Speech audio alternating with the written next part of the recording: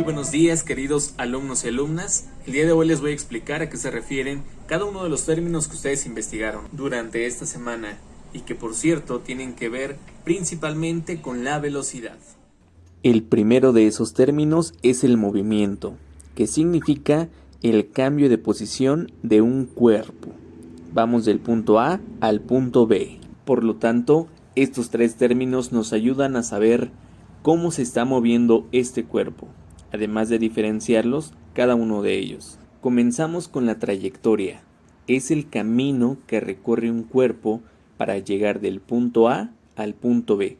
Esta trayectoria puede ser como sea. Como en la imagen se observa, el cuerpo realiza diferentes curvas para llegar del punto A al punto B. La distancia significa la cuantificación, mensura o medición de esa trayectoria.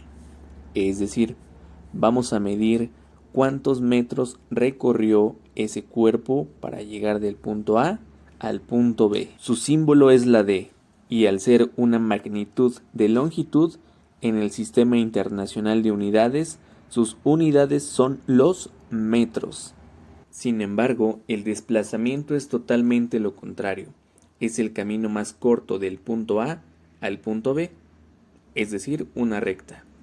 Su símbolo es una D, con una flecha arriba, y como también es una magnitud de longitud, en el Sistema Internacional de Unidades, su unidad de medida son los metros.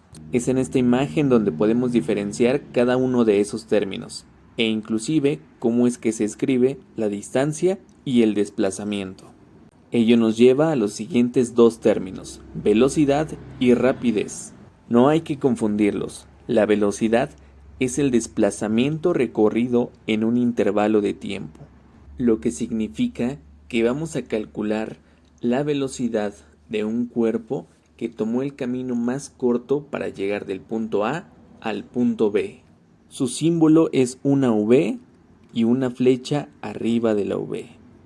Y sus unidades de medida, al ser el desplazamiento sobre el tiempo, son metros sobre segundo.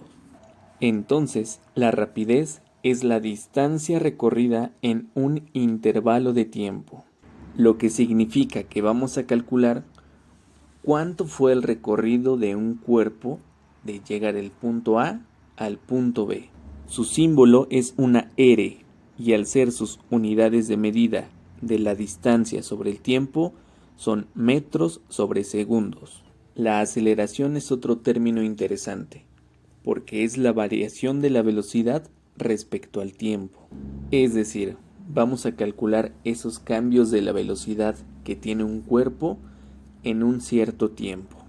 Su símbolo es una A, y al ser la velocidad sobre el tiempo, sus unidades de medida son metros sobre segundo al cuadrado. No se preocupen por estas unidades de medida, lo iremos viendo en otro tema más adelante. Y entonces, ¿cuál es la diferencia entre una magnitud escalar y vectorial? Que la escalar tiene una cantidad y su unidad de medida. Por ejemplo, la distancia, que es el camino que recorrió un cuerpo para llegar del punto A al punto B. Es decir, medimos la trayectoria que tuvo ese cuerpo. Por lo tanto, la distancia es igual a 18 metros. Esa es una magnitud escalar. Una magnitud vectorial se caracteriza por tener cantidad, unidad de medida, dirección y sentido. Por ejemplo, el desplazamiento, que es el camino más corto que tomó un cuerpo para llegar del punto A al punto B. Es decir, el desplazamiento que tuvo ese cuerpo fue de 18 metros hacia el norte del este. Y esa es una magnitud vectorial. Y bueno, esto ha sido todo por este video. Muchísimas gracias por verlo. Nos vemos. Cuídense mucho.